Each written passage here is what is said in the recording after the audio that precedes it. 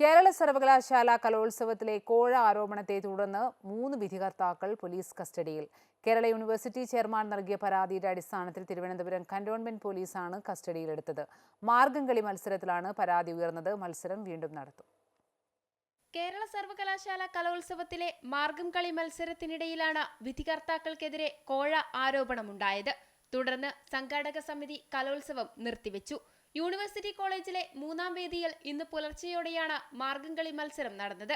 സംഭവത്തിൽ കേരള യൂണിവേഴ്സിറ്റി യൂണിയന്റെ പരാതിയിൽ 3 പേരെ തിരുവനന്തപുരം കന്റോൺമെന്റ് പോലീസ് കസ്റ്റഡിയിലെടുത്തു.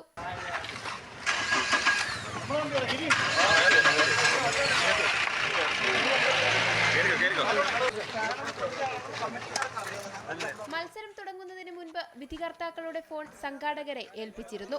തുടർന്ന് കോഴയുമായി ബന്ധപ്പെട്ട് ഇവരുടെ ഫോണിലേക്ക് നിരന്തര കോളുകളും വാട്സാപ്പ് മെസ്സേജുകളും വന്നിരുന്നതായും ഇതിന്റെ അടിസ്ഥാനത്തിലാണ് പരാതി നൽകിയതെന്നും കേരള സർവകലാശാല യൂണിയൻ ചെയർമാൻ പറഞ്ഞു.